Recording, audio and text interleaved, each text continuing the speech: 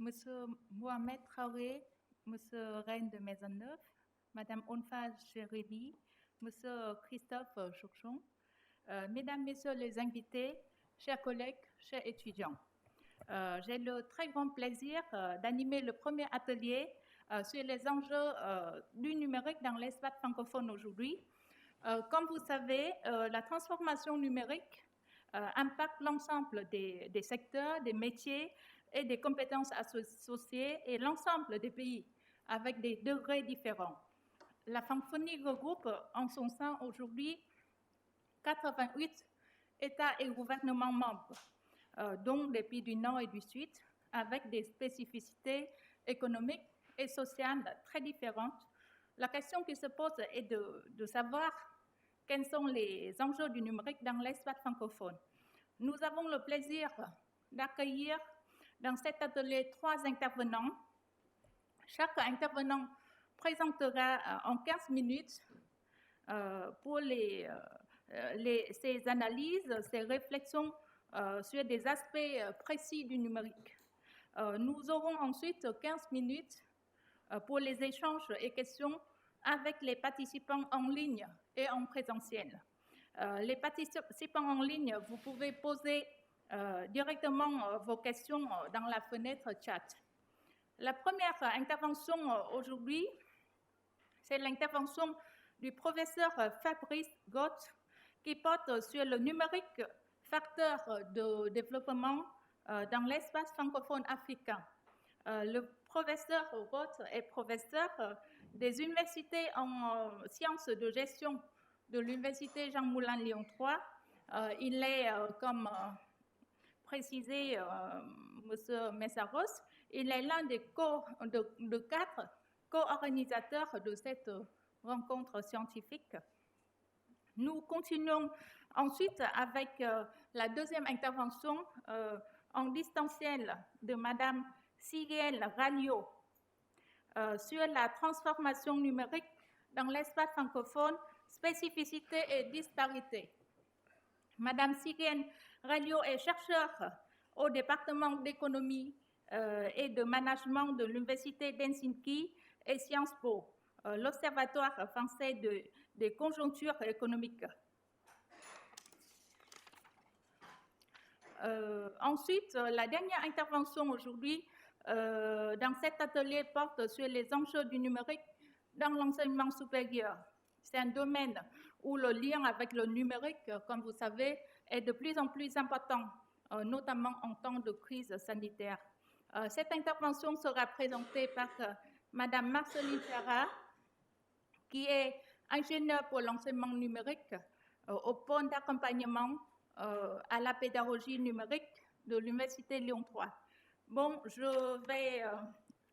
j'invite, cher Fabrice, je t'invite donc à partager avec nos participants ta recherche, tes réflexions autour de ce thème. Merci, merci cher Ran. Si on peut avoir effectivement...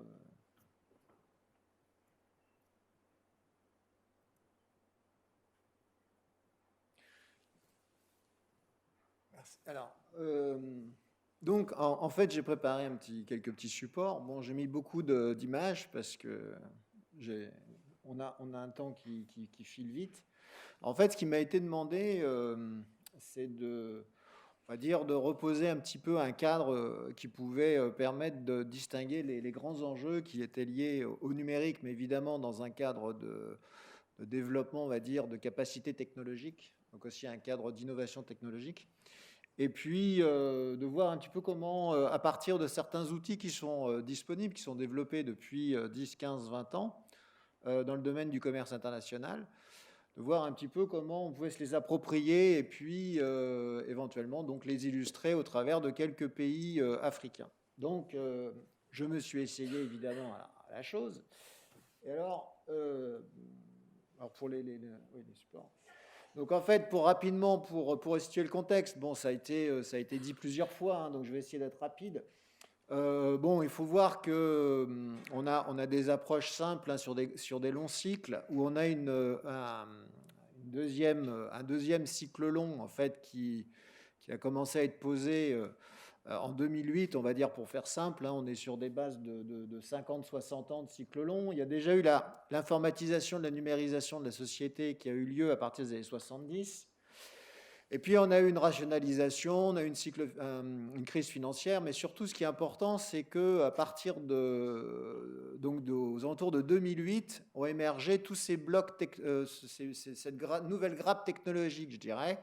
On a cité la blockchain, mais vous avez l'intelligence artificielle, etc., qui représentent des gros enjeux, évidemment, pour les 50 ans à venir.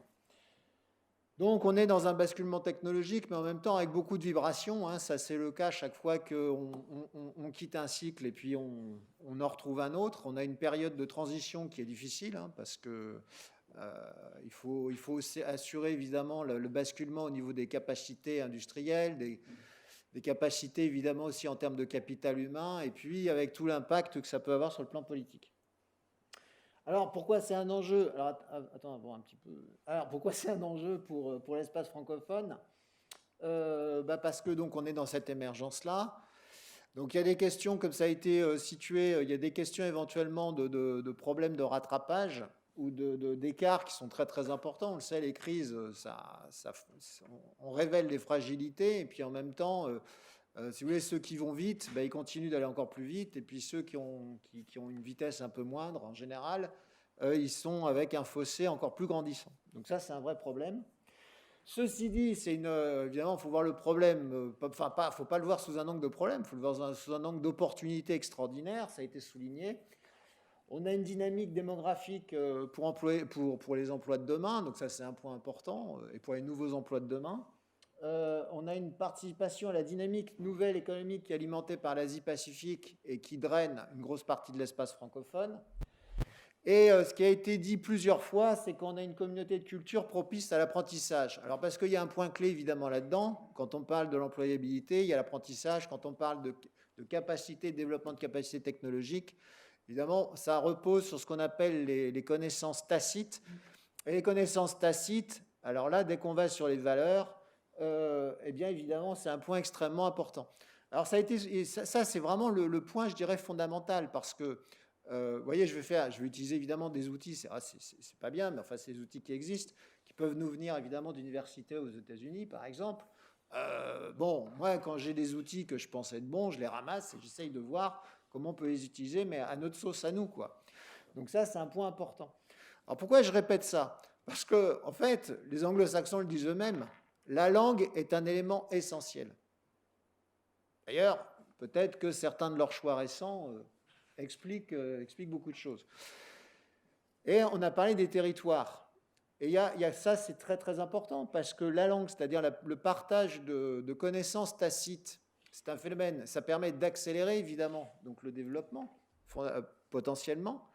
Et si vous le concentrez au sein de territoires, donc avec concentration, je dirais, de la culture au sein de territoires qui passe par des filières industrielles, donc des capacités à développer des emplois, donc des systèmes de concentration de synthèse, c'est un deuxième levier extrêmement important. Donc ça a été souligné tout à l'heure, et je pense que je tenais à le rappeler. Donc si effectivement on va sur le schéma d'ensemble, je dirais, le cadre d'analyse sous-jacent, il est assez simple. En fait, on a une succession, une chaîne en fait qui repose sur quoi? Sur les technologies, les innovations technologiques. Donc là, on retrouve les capacités technologiques qui évidemment permettent de développer de l'activité économique, mais vraiment de développer de l'activité économique. Ensuite, on a la question de la valorisation financière. Alors, pourquoi c'est important? C'est important parce que de toute façon, si on veut vraiment créer des choses nouvelles, en général, on innove. Même quelqu'un qui monte un nouveau commerce, il a la prétention de dire « je vais essayer de faire les choses un peu différemment ». Donc, si vous voulez, tout ça, c'est ce qui crée les nouvelles richesses. C'est parce que je suis toujours dans le partage, sinon je ne serais pas ici. Et je pense que et dans la solidarité, c'est toujours bien de le rappeler. Mais ce n'est pas plus mal, évidemment, quand on a beaucoup de choses à partager. Donc, ça va irriguer les nouvelles activités économiques. Et pourquoi je dis valorisation financière? Parce que si on veut monétiser tout ça, et on voit bien que l'écosystème de la blockchain nous apporte beaucoup de choses en la matière, parce qu'il y a un élément technologique qui est lié justement au fait de développer de nouvelles activités économiques, et on voit bien que beaucoup de promoteurs de ces projets en fait, cherchent également à le monétiser à leur sauce, à créer leur communauté financière, au travers, par exemple, de tokens, si vous entendez ce terme-là. Donc, il y a vraiment ce triptyque qui est extrêmement important. Alors, évidemment, qu'est-ce qui va permettre d'accompagner au mieux cette succession, cette chaîne? C'est l'environnement institutionnel qui est propice. Alors, j'y reviendrai parce que des fois, être propice, c'est ne pas être là. On va le voir, par exemple, sur le problème de l'inclusion financière en Afrique. Finalement, bon, je fais un petit saut rapide, c'est que là où ça se développe beaucoup, parce que là où il y a des besoins de services financiers, finalement, quand l'État n'est pas trop là, finalement, ça permet à des sociétés technologiques de proposer ces services. Donc, c'est assez amusant. J'insiste bien, c'est pour ça que je pose ce schéma-là comme ça, parce qu'après, c'est important d'avoir un ensemble d'éléments, si vous voulez, qui sont interconnectés sans être, on va dire, non maniables. C'est-à-dire il faut que ce soit maniable, mais il faut comprendre évidemment qu'il y a des éléments qui se renforcent ou qui se contredisent.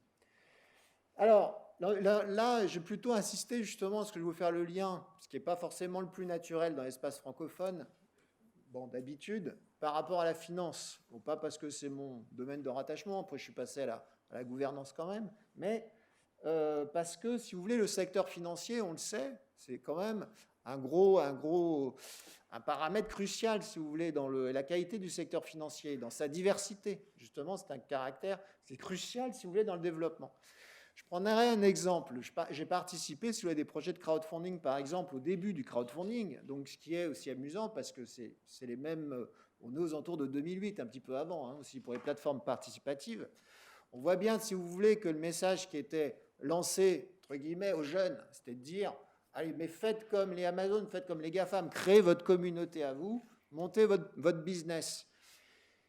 Et puis, faites-le via des plateformes communautaires, où vous allez vous retrouver avec d'autres entrepreneurs, et puis vous allez pouvoir vous trouver des financements. Mais vous voyez, le côté institutionnel, il s'est posé comment? La Commission européenne a tenu quand même à poser ce système de financement au sein d'un cycle financier. C'est-à-dire à dire, il ne faut pas oublier que ça peut venir en complément de, voilà, par exemple, du capital risque ou de certains fonds d'investissement, si vous voulez, qui participent au développement de ces business. Donc, vous voyez, il y a toujours un aspect un peu structuré, un peu pensé, d'accompagnement. Donc ça, c'est important, donc évidemment, de le rajouter. Alors quand même, par principe, je ne pouvais pas non plus ne pas mettre le soubassement énergétique. Donc évidemment, l'énergie aussi, c'est intéressant parce que ça pose des tas de questions de société. Évidemment, on est en plein dedans. Hein. Et on parle souvent de coûts énergétiques. Alors intuitivement, on pourrait supposer que moins c'est coûteux, si vous voulez, plus on a une énergie en fait peu coûteuse, mieux c'est. Et ce n'est pas non plus si simple que ça. Parce qu'on s'aperçoit aussi, d'ailleurs dans des phénomènes de cycle, qu'à un moment donné, quand vous êtes sur des coûts de l'énergie qui peuvent être très élevés, ça peut, si vous voulez, susciter justement l'innovation, parce qu'on va essayer de trouver des solutions à un coût de l'énergie qui est élevé. Alors, il n'y a aucune prise de position politique ou autre, il faut être honnête. Moi, là, je propose un cadre. Pourquoi je dis ça? Parce que justement, on va voir que des fois, quand même, ça aide d'avoir une énergie peu coûteuse quand même. Hein. Donc, si vous voulez, ce n'est pas le fait de dire il suffit de rendre coûteux une énergie pour que d'un seul coup, ça va libérer les neurones. Vous voyez, dans les éléments qui sont complémentaires, si par exemple, vous êtes limitant sur les capacités à trouver des solutions, fatalement, vous allez plutôt rajouter les contraintes plutôt que de libérer, évidemment, l'innovation. Voilà, bon, ça, c'est un cadre d'analyse, je dirais, assez qui pose, si vous voulez, a priori, quelques questions. Alors, donc, je n'ai pas voulu, si je vais à la suivante, j'ai voulu être, donc je dis, assez synthétique, vous l'avez remarqué. Dans le document, évidemment, d'accompagnement, il y a beaucoup plus de développement. Hein, donc là, j'ai vraiment été sur les schémas de base. Alors, les objectifs de cette présentation, c'est une synthèse. Donc après, vous inquiétez pas, je vais mettre beaucoup de schémas et de quelques éléments corrélés entre eux. Donc une synthèse d'études, mais sur le double impact, en fait, institutions et technologies sur le développement économique. Alors j'étais assez large, parce que le développement économique, on peut raisonner en termes de richesse par habitant, par exemple, richesse globale, on peut raisonner en termes de taux de croissance, on peut raisonner aussi maintenant en indice de bonheur. Bon, bref, je me suis dit, raisonnons quand même sur le développement économique. On s'aperçoit qu'il y a assez de consensus en la matière. J'ai fait un choix, c'est d'utiliser l'approche par la complexité, enfin l'indice de complexité économique. Alors, je dis l'approche, elle ne vient pas non plus que d'un institut. Il y a un institut qui en fait beaucoup la promotion, c'est du côté d'Harvard, aux États-Unis. Bon, ceci dit, ça a été repris dans pas mal d'études, donc bon, on se sent à l'aise avec ça. Alors, c'est quoi le principe? Le principe, c'est que, si vous voulez, il y a un indice qui peut être calculé rapidement et qui permet de situer des pays en termes de complexité de leur structure économique. En fait, la complexité de la structure économique, elle repose sur la complexité également des produits et services que vous développez au sein d'une économie. Et ces produits et services, plus vous avez de contenu en termes de connaissances dans ces produits et services, et qui évidemment sont liés les uns aux autres pour créer des filières, des secteurs, etc., plus vous avez un pays qui est complexe sur le plan économique, et en gros, on le verra tout de suite après, vous avez un impact direct, évidemment, sur la richesse qu'il est capable de créer. Donc c'est intéressant parce que vous avez une approche systématique, si vous voulez, qui va permettre d'organiser l'action aussi, donc ça c'est bien. Donc à partir du moment où on a des outils qu'on peut utiliser de manière opérationnelle, c'est pas mal.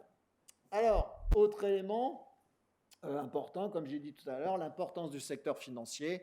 Bon, j'avais déjà un petit peu parlé. Donc, le double impact institution, donc également important du secteur financier, et puis technologique, mais plus par l'approche, par la complexité économique d'un pays. Et puis, donc, ce que j'ai essayé de montrer, ce que ça pouvait donner éventuellement à partir on va dire, d'hypothèses rapides sur des corrélations entre variables sur, par exemple, un échantillon de pays francophones d'Afrique. Alors, je dis tout de suite que cet échantillon, il est fondé, si vous voulez, sur une liste de pays disponibles et qui sont indicés. Donc, de toute façon, il y a certains pays qui ne sont pas indicés du fait, par exemple, tout simplement de leur taille. Je vais prendre l'exemple du Bénin comme exemple. Il y en a quelques-uns comme ça. Donc, bon, il n'y a pas non plus de prise de position, de jugement de valeur particulier. Hein. C'est lié, je le rappellerai tout à l'heure, justement, aux pays disponibles. Alors, si on va sur, donc justement, la première non, pas encore. On va aller vite, hein, si vous voulez. Donc, je vais vous présenter, en fait, rapidement, on va dire un axe qui est, pour faire simple, capacité technologique et développement économique. Et puis, un autre axe qui va être les institutions et le développement économique. Voilà, c'est assez simple. Alors, si on prend l'impact de la complexité économique sur le développement économique, bon, là, ici, j'avais indiqué des points rouges, c'était les pays, justement, d'Afrique francophone. En fait, c'est ce que je vous disais tout à l'heure, on a en fait une relation simple entre le degré de complexité et la richesse économique. Voilà. Alors, ceci dit, juste une petite chose un petit peu importante avant, c'est que en fait, la position intéressante, c'est quand vous avez, par rapport à la droite de régression, c'est quand vous avez des pays qui ont en fait un degré de complexité qui ne leur a pas encore permis de développer la richesse qui est correspondante. Donc là, il y a une hypothèse, si vous voulez, c'est même pas une hypothèse, il y a quelque chose qui a été montré, c'est qu'il y a des phénomènes de rattrapage. Donc ça, c'est intéressant. C'est-à-dire qu'en gros, vous développez des capacités, eh bien, vous allez pouvoir quand même, imaginer un développement économique par la suite. Alors ensuite, on a l'impact des capacités technologiques sur la complexité économique. Ça va un peu dans le même sens de ce que je vous ai dit. Hein. Alors j'ai simplement rajouté ici, par exemple, qu'est-ce que ça veut dire? C'est-à-dire qu'évidemment qu'il y a un lien entre capacité technologique et la complexité économique, mais ça je vous l'ai déjà dit. Et là, si vous rajoutez évidemment des tas d'indicateurs comme le taux d'utilisation d'Internet, etc., tout va dans le même sens évidemment, donc on ne va pas y passer non plus 3 heures. Et puis, donc le deuxième axe, c'est sur les institutions, la qualité des institutions et le développement économique. Alors pareil, comme on le sait, vous avez tas d'indicateurs. Au passage, les indicateurs que j'utilise sont des indicateurs classiques qui sont utilisés au sein de la Banque mondiale, d'un certain nombre d'institutions. Il y en a 2-3 autres que je repréciserai. Donc ici, quand on a l'impact de la gouvernance sur le développement économique, on voit quand même que une certaine efficacité des pouvoirs publics, alors souvent d'ailleurs c'est pensé dans un cadre, il faut le reconnaître, plutôt anglo-saxon, parce que tous ces indicateurs-là ont été développés, on va dire, avec alors à partir des années 90, dans une logique très anglo-saxonne. Donc en fin de compte, tous ces indicateurs de suivi, bon, on part du principe que quand ça suit une logique assez libérale, pour faire simple, et une efficacité à l'anglo-saxonne des pouvoirs publics, etc., etc. Bon, ce qui est pas mal débattu ces dernières années, je n'ai pas le temps de développer, mais à relativiser. Bon, on part du principe que ça va dans le bon sens. Bon, ensuite, on a l'aspect, alors ce que j'ai rajouté ici, si vous voulez, c'est quelque chose qui n'est pas forcément lié à ce type d'études, ce qui est en finance qu'on appelle la prime de marché. Donc en fait, c'est intéressant parce que, si vous voulez, ça veut dire quoi? Ça veut dire que là, quand vous prenez des investisseurs, vous voyez, on bascule un peu sur la partie un peu investisseurs financiers, il faut quand même des gens qui ont envie d'investir dans des pays. Finalement, ils sont confrontés à quel type de risque? Et plus ils prennent de risques, plus ils vont demander de primes. Bon, c'est un truc, c'est une rationalité, on va dire, assez classique. Et, ouais. Et donc, j'accélère. Et donc, ça même, simplement, la chose importante, c'est que quand même, la prime de risque, le truc avant, la slide avant, la prime de risque, elle est quand même liée à la qualité institutionnelle, globalement. C'est ça qu'il faut retenir. Et la prime de risque, évidemment, elle va avoir un gros impact sur la capacité d'un pays à créer des richesses. Alors, pas trop le temps de développer quand même, mais juste pour votre information, il y a des pays, on n'aurait pas forcément, on va dire, ce résultat naturellement. Par exemple, si je vous disais que la Côte d'Ivoire a une prime de risque qui est inférieure à la Tunisie aujourd'hui, vous ne le diriez pas forcément. C'est testé. Pourquoi? Parce que, évidemment, il y a certains freins, on va dire, à l'envie de faire venir certains investisseurs. Donc, j'insiste bien là-dessus parce que l'aspect attirant, si vous voulez, quand même, d'investisseurs, c'est un point important, je répète, pour développer des richesses. Alors, si on va sur la matrice rapidement, la matrice, c'est un principe de construction classique avec des cadrans, mais où vous avez deux axes en termes de capacité technologique et d'innovation, et puis de qualité de l'environnement institutionnel. Et donc, si on applique un peu ces raisonnements-là, donc pareil, je répète, il y a beaucoup plus de développement dans le document. On va y aller, Ran, de toute façon, voilà. Voilà, la suivante, voilà. Donc, il y a un principe aussi, je vous en fais grâce, mais on va dire, d'identification, en fait, de corrélation entre variables. Alors, pour information, j'ai utilisé, en fait, pour les indices, pour les données, j'ai utilisé un indice d'innovation globale qui est développé par différentes institutions, dont l'INSEAD, par exemple, en France, en collaboration avec d'autres acteurs. Et puis, par la suite, il y a des indicateurs, il y a des variables qui correspondent à la pratique, l'utilisation d'Internet dans le domaine financier en particulier, mais ça va au-delà. Et ça, j'utilise la base Global Findex, qui a été développée aussi grâce à la fondation Bill Gates et qui est popularisée par la Banque mondiale. Donc là, on a beaucoup de données qui sont intéressantes. Alors, donc je vous passe un peu le principe de construction, mais donc ça repose en fait sur l'identification de pays et à partir donc de scores et de corrélation sur les scores, et puis on va dire de sélection de variables. Donc, si on va sur la matrice finale de positionnement, pour aller vite, comme ça j'aurai à peu près respecté mon temps de parole, on a un résultat général où en fait, là ce qui est intéressant, c'est plutôt d'être au-dessus donc, de la droite de régression. En fait, donc il y a le cadran intéressant, c'est là où vous voyez Maroc, Tunisie, Sénégal. L'autre cadran, c'est le cadran opposé. Mais là où c'est intéressant, c'est que faut rajouter la droite de régression, donc en fait, vous voyez par exemple le Burkina Faso qui sort un petit peu du lot. Et puis, donc, si vous rajoutez, je ne sais plus si c'est la dernière, je ne crois pas que ce soit la dernière. Voilà, si vous rajoutez des variables d'inclusion financière, justement, en fait, là, c'est ce que je disais tout à l'heure, c'est qu'on s'aperçoit que quoi? C'est que quand vous avez une faible inclusion financière, classique, je dirais, plus une forte pratique de l'Internet financier, à ce moment-là, vous avez la possibilité quand même de développer le secteur financier, le système financier, de faire du développement économique derrière de manière, on va dire, dérivée, tout simplement parce que les gens ont des besoins, il y a des attentes, et que du coup, si vous laissez les attentes, si vous laissez certains acteurs techno y répondre, sans forcément être trop contraints, vous jouez sur beaucoup de leviers intéressants, c'est-à-dire évidemment vous développez des usages, des compétences aussi des personnes à user de l'Internet, vous développez des capacités aussi à développer du business et vous développez évidemment derrière du développement, enfin de l'économie et des richesses. Bon, c'est fait au pas de charge comme on dit. C'était simplement pour reposer un certain nombre d'enjeux et je crois que j'ai à peu près respecté mon temps de parole, donc je vous en remercie. Je vous remercie. Voilà.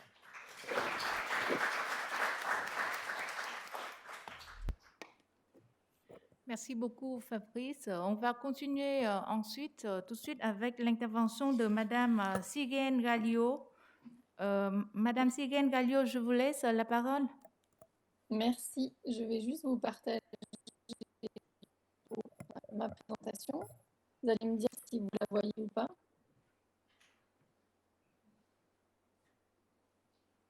Est-ce que vous voyez ma présentation? Oui, ça commence à partager. Parfait. Donc, bonjour à tous. Merci, Madame Dang, pour cette invitation et pour l'organisation de cette journée scientifique. Je suis Cyril Gaglio, chercheur en sciences économiques, et mon propos portera sur la transformation numérique dans l'espace francophone, spécificité et disparité. Le numérique façonne nos sociétés. Comme expliqué dans de précédentes études, le contexte inédit lié à la crise sanitaire actuelle nous le rappelle à chaque instant, tant la place qu'occupent les technologies numériques dans nos quotidiens est centrale, que ce soit comme substitut de nos lieux de travail, de consommation, de distribution, de communication. Ce qui se traduit par de nouveaux usages et induit naturellement une nouvelle structuration de nos sociétés marquée par une décentralisation des activités productives et une dématérialisation des moyens qui leur sont associés.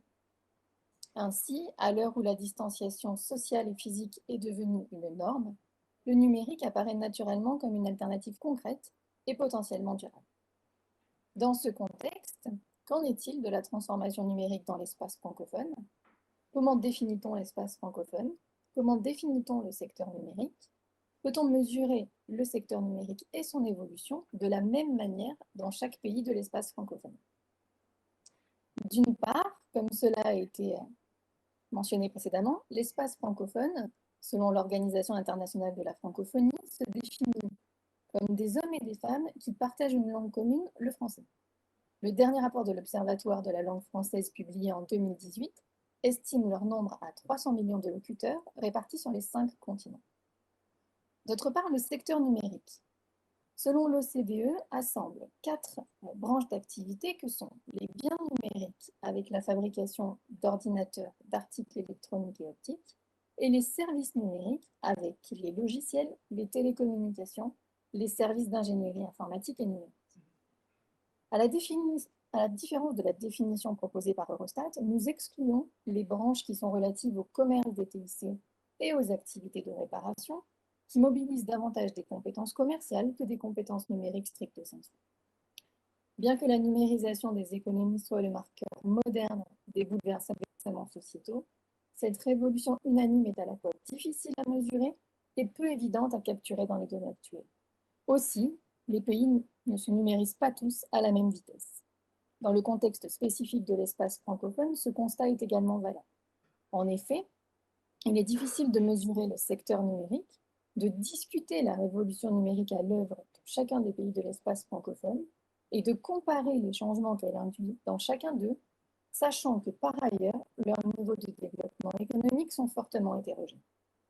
Sans nul doute, la révolution numérique peut être un vecteur d'interconnexion des économies francophones qui s'étendent géographiquement sur 5 continents, mais elle nécessite simultanément de lourds investissements et le soutien institutionnel des politiques publiques. Or, ces 2 impératifs sont directement corrélés au niveau de développement économique de chaque pays.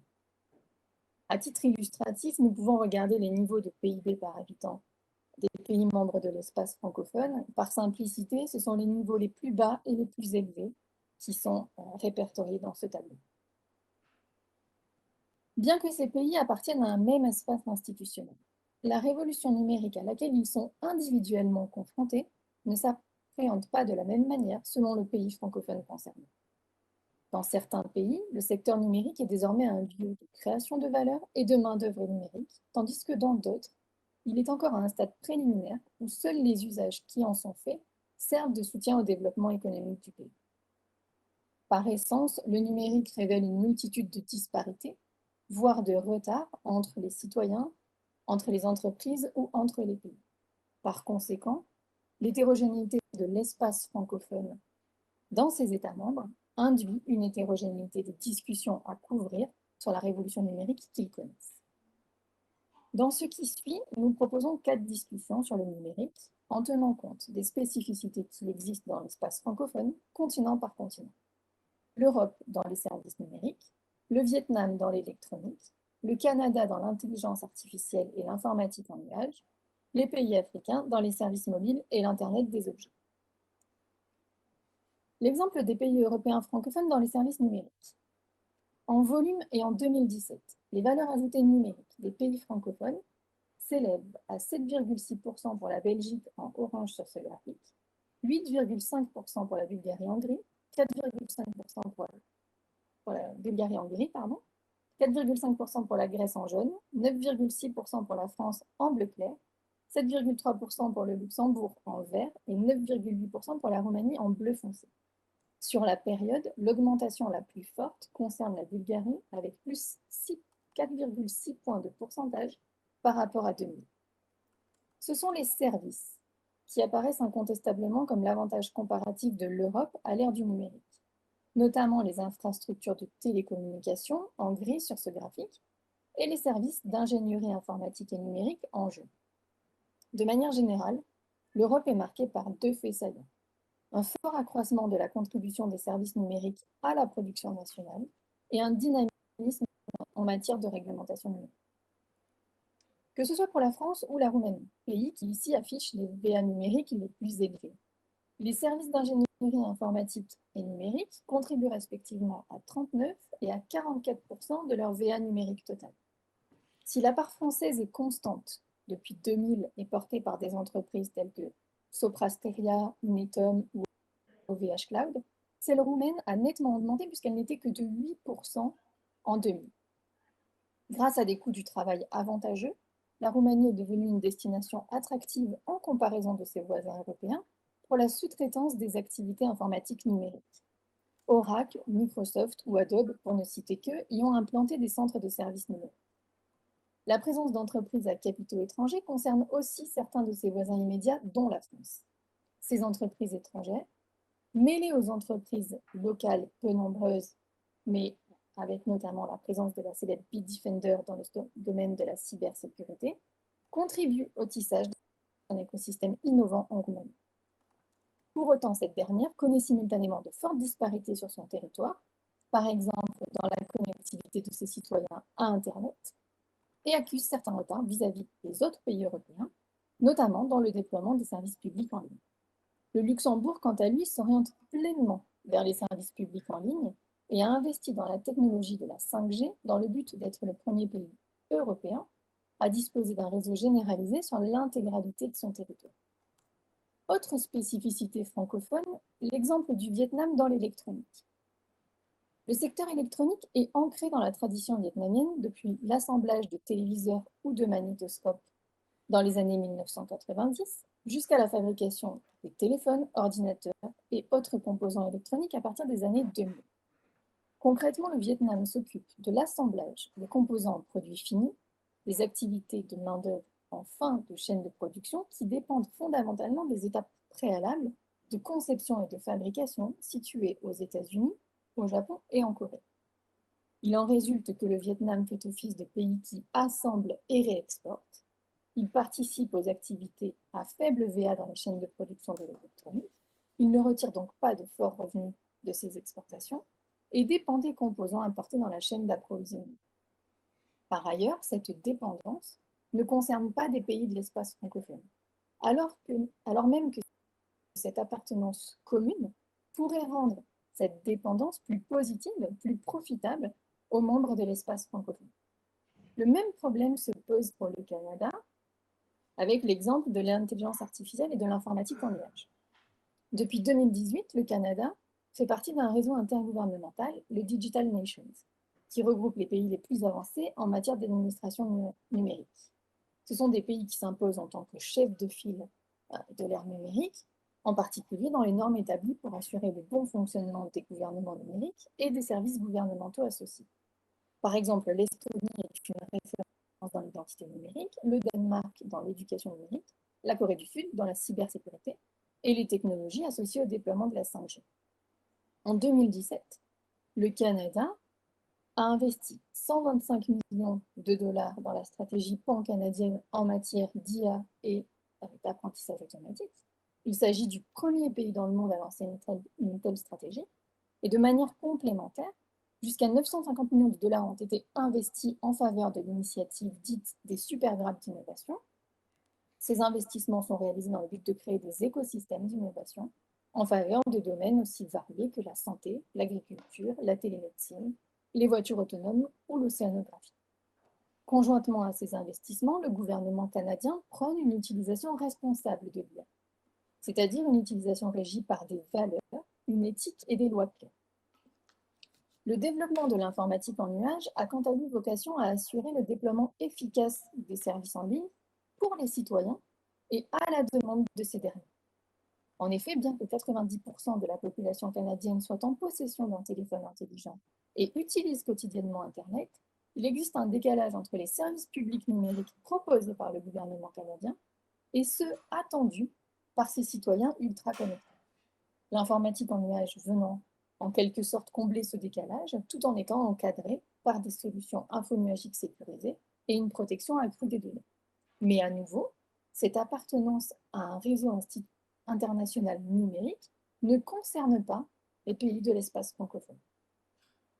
Dernière spécificité, l'exemple des pays africains francophones dans les services mobiles et l'Internet des objets. D'un point de vue externe, lorsque l'on compare l'Afrique aux autres continents, le continent africain est marqué par un paradoxe. Bien qu'il compte 1,3 milliard de consommateurs en 2019, qui sont autant d'utilisateurs potentiels des technologies numériques, il accuse parallèlement un retard par rapport au reste du monde dans la transformation numérique de ces sociétés. D'un point de vue interne, lorsque l'on compare les pays africains les uns aux autres, une fracture numérique existe sur le continent et marque une distinction entre les pays francophones ou non qui se sont spécialisés dans certaines technologies numériques de ceux qui peinent encore à amorcer ce changement. Par exemple, le Maroc est spécialisé dans l'agritech, le Gabon a investi dans la construction d'un réseau haut débit à fibre optique, le Backbone National Gabonais. Le Rwanda a mobilisé les technologies numériques pour transformer à la fois son système éducatif, ses services de santé en association avec Zipline, son administration via la plateforme Rainbow et son système de paiement en collaboration avec Visa. Le Cameroun a initié certains projets numériques gouvernementaux, mais conjointement, ces infrastructures liées au taux de couverture des 3 et 4G sont à peine supérieures à la moyenne de l'Afrique subsaharienne. Enfin, dernier exemple qui illustre ces spécificités, le Congo, bien qu'il se soit lancé dans une stratégie nationale de développement de l'économie numérique, le Congo Digital 2025, ces infrastructures de modernisation des télécommunications sont encore en construction et limitent la connectivité de ses citoyens à Internet. En conclusion, l'espace francophone est par nature hétérogène, dans ses États membres, désormais dans sa transformation numérique. Les exemples que nous avons brièvement traités nous conduisent à la conclusion suivant laquelle le rythme de la révolution numérique diffère d'un pays francophone à un autre. Cependant, certaines initiatives nationales numériques convergent parmi les pays francophones. Le Gabon, le Congo et la Roumanie dans les investissements réalisés en faveur d'infrastructures d'accès à Internet haut débit ou à la fibre optique. La Roumanie et le Vietnam dans l'implantation d'entreprises à capitaux étrangers pour stimuler les entreprises locales. Le Vietnam et le Canada dans leur appartenance à des réseaux numériques internationaux, mais pour l'instant non francophones. Le Canada est lieu dans les investissements réalisés en faveur de l'IA, Et puis, de manière générale, sur l'ensemble des pays francophones, dans le déploiement d'initiatives innovantes et de réformes institutionnelles en faveur du numérique.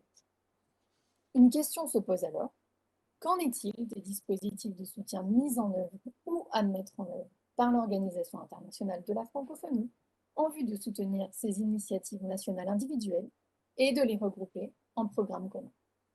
Merci de votre attention.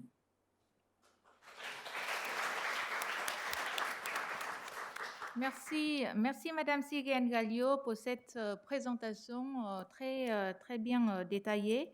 Nous continuons tout de suite avec l'intervention de Madame Marceline Perras sur les enjeux du numérique dans l'enseignement supérieur. Merci Anne, merci, bonjour à tous. Marceline Perras, ingénieure pour l'enseignement numérique ici à Lyon 3. N'étant pas chercheuse de profession, j'ai approché ce sujet sous un angle plutôt pratique par rapport à des expériences que j'ai pu rencontrer dans ma profession.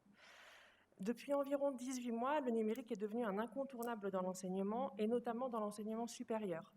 En France, si le primaire et le secondaire ont rouvert leurs portes aux élèves pendant toute l'année 2020-2021, ce n'était pas le cas des universités qui ont dû réduire d'abord leur jauge à 50% dès le début du mois d'octobre, puis passer en distanciel complet pour la quasi-totalité de l'année universitaire.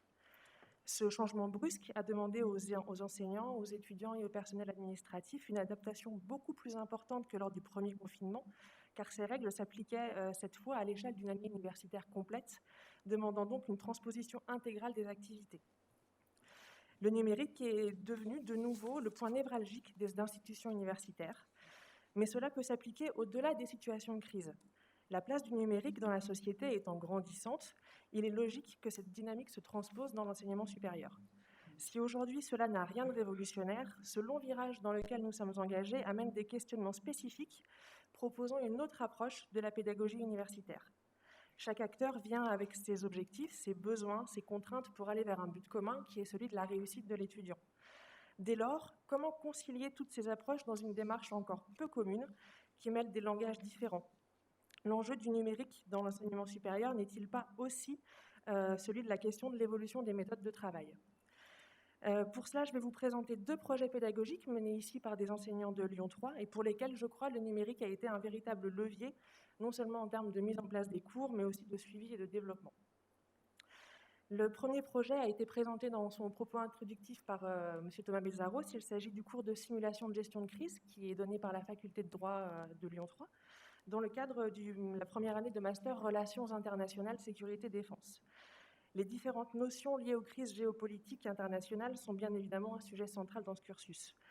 Cet enseignement de simulation de gestion de crise prend aujourd'hui la forme d'un jeu de rôle qui mêle présentiel et outils numériques.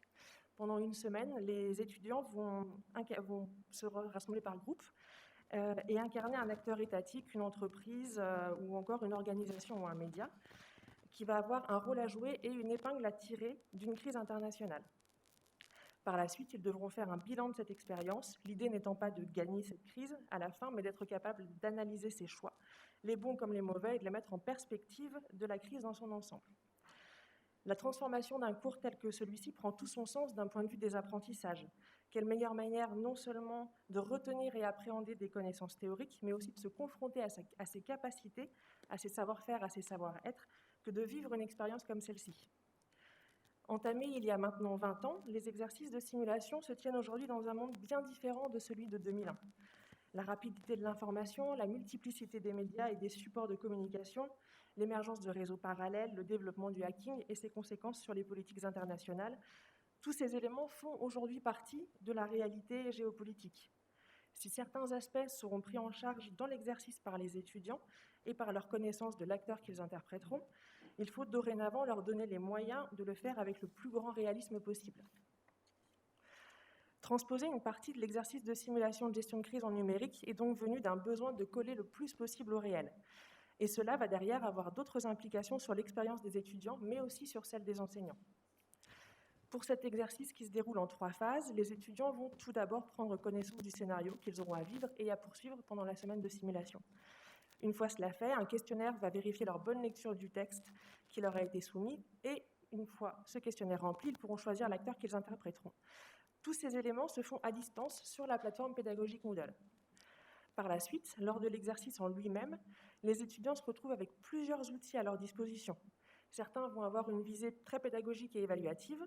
Ainsi, le journal de bord mis sur Moodle va leur servir de base de travail pour la rédaction de leur travail final, puisqu'ils vont devoir le remplir tout au long de la semaine de simulation, ce qui permettra également aux enseignants d'avoir un suivi sur le parcours fait par leur groupe.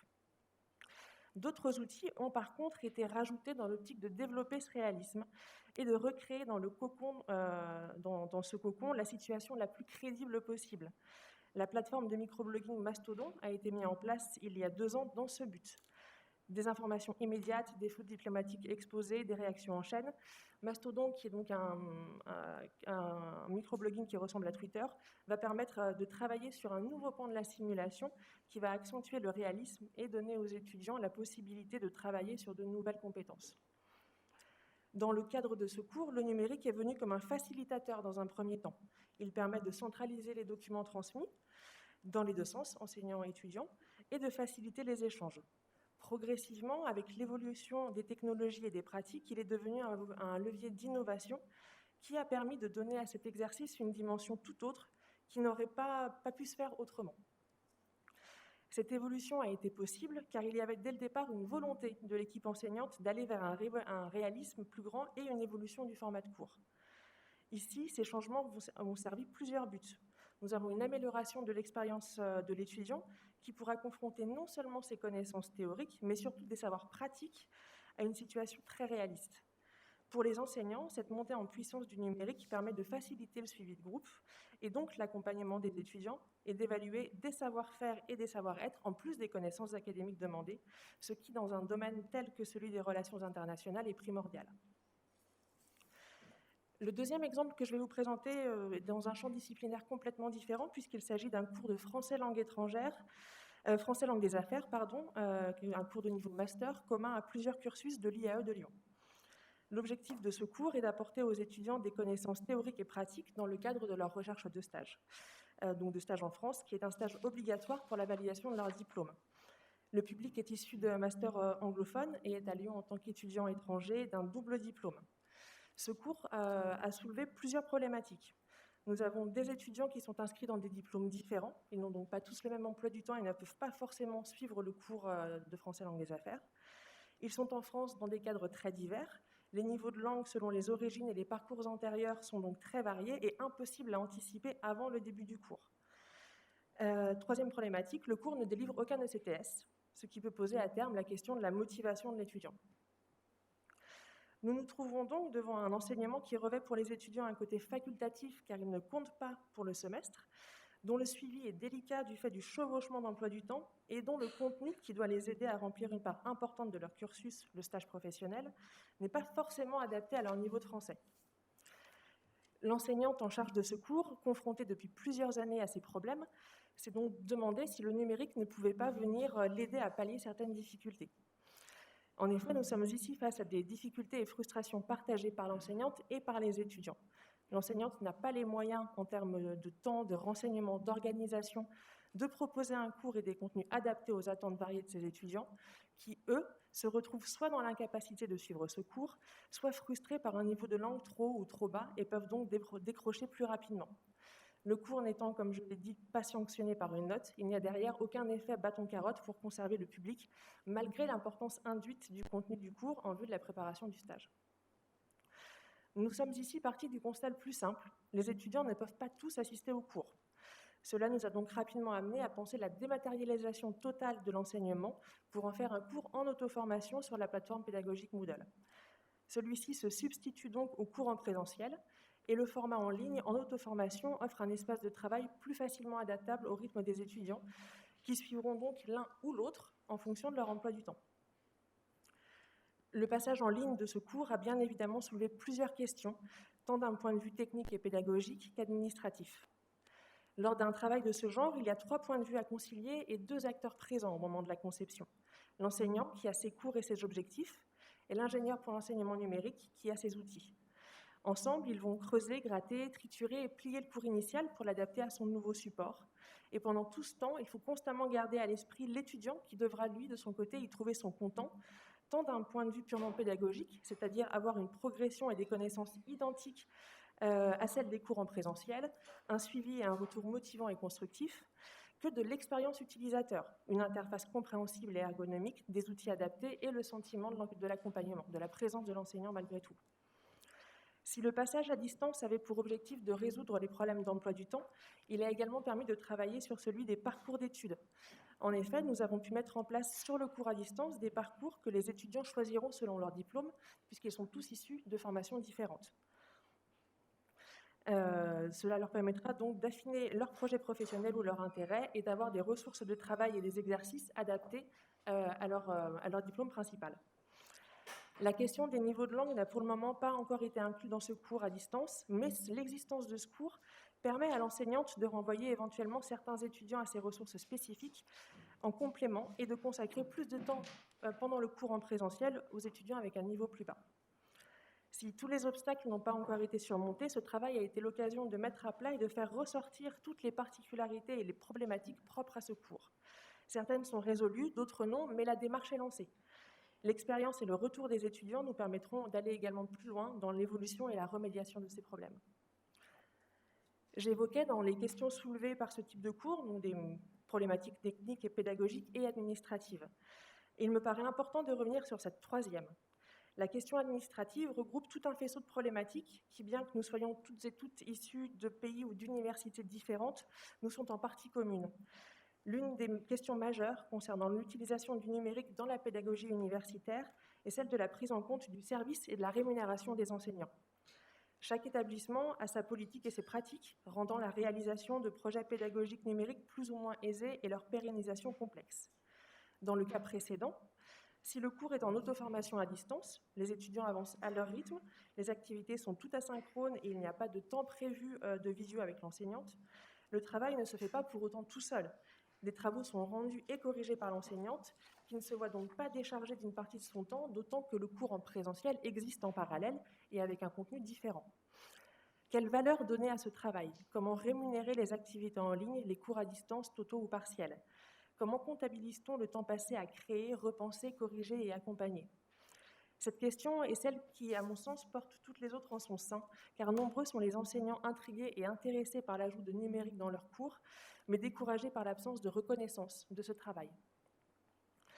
Une fois cela dit, qu'en conclure? Le numérique dans l'enseignement supérieur est un levier, c'est un moyen. Il est là pour permettre aux enseignants d'aller plus loin dans leur pratique et de dépasser parfois des obstacles conjoncturels, structurels, de faciliter l'apprentissage des étudiants et de travailler des compétences différentes.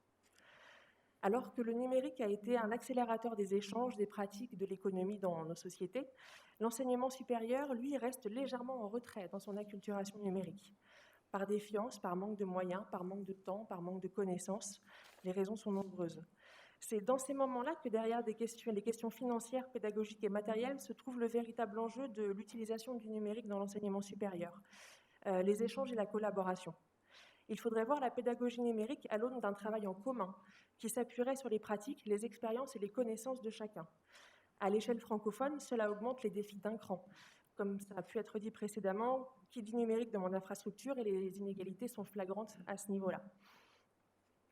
Ne serait-ce pas une raison supplémentaire pour développer le partage de connaissances et les communautés de pratiques, s'équiper selon ses besoins et ses moyens grâce à des retours d'expérience, construire des parcours de formation, d'accompagnement qui permettront de prendre en compte les besoins des étudiants et les objectifs des enseignants et pouvoir cibler le bon outil. Se détacher de cette idée que le numérique dans l'enseignement passe forcément par une infrastructure complexe et coûteuse, penser open source, s'appuyer sur l'innovation que l'on peut trouver au cœur de la francophonie et à laquelle nous contribuons toutes et tous dans nos parcours. Je vous remercie. Bonjour, merci Madame Marceline Perra pour votre intervention sur les enjeux du numérique dans l'enseignement supérieur, une présentation très minutieuse avec des cas précis en fait. Bon, nous venons donc écouter nos trois intervenants qui abordent les enjeux du numérique dans l'espace francophone. Nous avons commencé avec des analyses reliant la richesse économique, aux capacités technologiques et l'environnement institutionnel avec l'étude sur l'échantillon d'un groupe de pays francophones d'Afrique. Nous avons continué avec les analyses sur le caractère hétérogène de la transformation numérique des économies dans l'espace francophone, ainsi que des connexions possibles entre les différents pays de cet espace vers des initiatives numériques communes.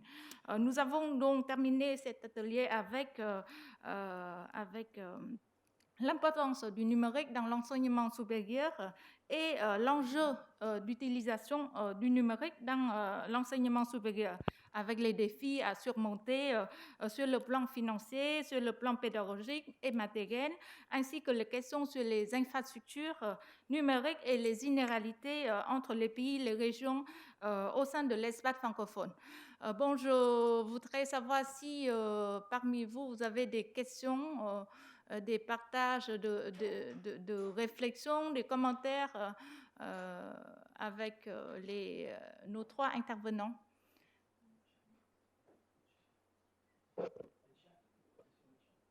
En fait, il n'a pas... Et sur la fenêtre chat, pour l'instant, je n'ai pas encore vu des questions. Je voudrais savoir aussi si les participants en ligne, vous avez des questions, des commentaires. Nous avons 10 minutes pour l'échange avec les intervenants. Alors, juste une question, je ne sais pas si vous m'entendez, c'est Bertrand Venard en Arménie. Oui, on vous entend bien. Parfait. La question, le problème a été soulevé de la prise en compte dans le plan de charge et dans la rémunération. Très clairement, compte tenu de la transformation quasi systémique qu'on vient d'évoquer et des effets de résistance des individus, j'aimerais savoir quelles solutions finalement peuvent être apportées à cet aspect prise en charge de ce surcroît de travail. On sait d'une part que la transformation numérique, on ne peut pas y échapper, donc le débat n'est pas là, mais on sait aussi pertinemment et depuis très longtemps qu'il y a des résistances, et une partie des résistances, c'est le surcroît de travail. Et comme le problème a été évoqué, j'aimerais savoir, est-ce qu'il y a des personnes qui ont trouvé des solutions, alors peut-être pas idéales, mais peut-être des solutions qu'elles pourraient partager. Merci beaucoup, Monsieur Bertrand Venard. Je voudrais savoir s'il reste d'autres questions. Comme ça, on va laisser la parole aux intervenants. Oui. Monsieur Chekou Oussouma. Oui. Bonjour. Bon après-midi depuis Hanoï. Je voudrais poser une question à M. Roth en attendant que l'opportunité de discuter avec lui me soit donnée. Je voudrais poser la question sur la problématique de l'inclusion financière. Est-ce que l'inclusion financière, selon lui, puisqu'il a approché la question de financement et de l'énergie, est-ce que aujourd'hui, l'inclusion financière peut être considérée comme un service essentiel? Je voulais poser la question parce que ici à Hanoï, nous organisons le 24 et 25 novembre prochain un colloque, un forum qu'on appelle Franconomics, c'est la 3e édition. Et pour cette année, la thématique centrale porte sur les enjeux de l'accès aux services essentiels, l'accès équitable aux services essentiels en période de Covid. Et dans ces services essentiels, l'un des premiers, c'est ce que nous avons abordé ce matin. C'est la question de l'éducation, l'accès à l'éducation. Mais on pourrait aussi ajouter l'accès aux services de santé et aussi l'accès aux services alimentaires, puisqu'on a vu ici en Asie, au Vietnam particulièrement, avec les confinements, la question de livraison des produits alimentaires est devenue une question centrale. Donc, je voudrais, sur ce deuxième point, vous dire que vous invitez, je vous enverrai sur cette plateforme la note conceptuelle de cette édition Franconomics 2021 et dire que je serais très heureux de voir d'autres participants à cette plateforme s'inscrire à cette réunion. Donc, Monsieur Roth, je ne sais pas s'il est là. La question de l'inclusion financière, est-ce qu'on peut la considérer aujourd'hui comme faisant partie de biens essentiels? Merci beaucoup, Monsieur Ousmane, pour vos partages et questions.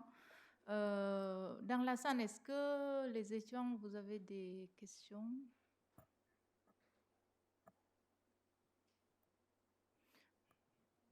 Bon, je vais donc laisser la parole à nos trois intervenants qui vont répondre aux questions.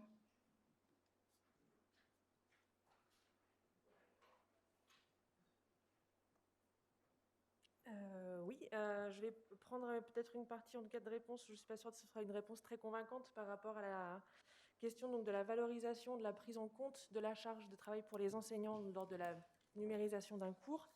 C'est une question qui est très complexe. Dans notre cas, à Lyon 3, on n'a pas vraiment trouvé de solution générale. On va plutôt faire du cas par cas. Je sais que certaines universités ont mis en place des commissions au niveau de leur gouvernance générale qui va analyser sur dossier des projets d'enseignants et ensuite attribuer des fonds, soit en termes d'heures, soit après sur des accompagnements sur des appels à projets pour avoir un financement plus important pour cette prise en charge du cours, parce qu'effectivement, dès qu'on passe sur de la numérisation, qu'elle soit totale ou même partielle, c'est un travail de départ qui est énorme, qui est un investissement, puisque par la suite, les choses seront réutilisées et demanderont de moins en moins de travail, mais le travail de départ est très gros. Mais je pense que c'est structurel, en tout cas en France, cette question va mettre du temps à être résolue, puisque le fonctionnement de l'université est fait de telle manière que réussir à détacher des heures ou libérer des crédits, c'est toujours quelque chose de très complexe. Et je pense que ça passera d'abord par la création et la mise en place d'un cadre qui définira plus précisément ce qu'on inclura dans ce qui touche au numérique dans l'enseignement supérieur. Je n'ai pas beaucoup plus d'éléments de réponse à ce niveau-là, je suis navrée. Très bien. Bon, alors, pour ma part, si juste je pouvais ajouter une chose, moi j'ai tendance à penser que de toute façon, le cadre de rémunération qui existe dans le milieu universitaire, à mon avis, n'est pas adapté, ou en tout cas dans une période de transformation, à ce type d'enjeu, parce qu'on a bien vu que c'est complexe et que finalement, à partir du moment où on a des tâches, on va dire, variées, mais qui se complètent, c'est difficile de trouver ou de poser ça avec un schéma de valorisation en termes d'heures d'enseignement. Enfin bon, c'est assez compliqué. Bon, c'est un sujet évidemment politique aussi, donc bon, faut être prudent avec tout ça. Moi, j'aurais tendance à raisonner en termes de package, mais bon, enfin en termes de valorisation globale, mais en respectant certainement aussi des limites précises sur le temps de travail, des choses comme ça, parce que voilà, des fois on peut fermer un système, quoi. On peut l'ouvrir jusqu'à un moment donné, on peut y répondre. Voilà. Concernant l'autre question extrêmement facile sur les services financiers, alors ma réponse, ça serait plutôt de raisonner sur deux axes. Un premier axe qui est un axe culturel. On voit bien d'ailleurs la réglementation, quand on voit par exemple les crypto-monnaies, on voit bien que les réglementations ne sont pas les mêmes et l'approche de la crypto-monnaie n'est pas la même suivant les pays. Donc je dirais un premier axe qui serait un axe culturel, et puis un deuxième axe qui serait un axe, alors certainement les deux se complètent, un axe qui serait de la relation de l'individu à la société et inversement. C'est-à-dire dans quelle mesure on raisonne par rapport aux libertés individuelles ou dans quelle mesure on raisonne par rapport, on va dire, à un État qui aurait tendance à imposer ses règles à, on va dire, plusieurs groupes dans la société. Dans ce cas, sur ce deuxième axe-là, j'aurais tendance à dire, évidemment, que si vous raisonnez sur la logique des libertés individuelles, ça veut dire que finalement, vous pouvez avoir accès à ce que vous avez envie, quoi, le plus possible. Si vous êtes sur des contraintes plutôt imposées, Là, évidemment, la logique peut être un petit peu différente puisqu'on va définir pour vous, évidemment, ce qui est censé être important ou pas. Voilà, moi j'aurais tendance à raisonner sur ces deux axes-là. Et donc, évidemment, ça veut dire qu'il n'y a pas, à mon avis, de réponse définitive, universelle. Ceci dit, sur ces deux axes-là, il y a des gros enjeux, on le voit bien.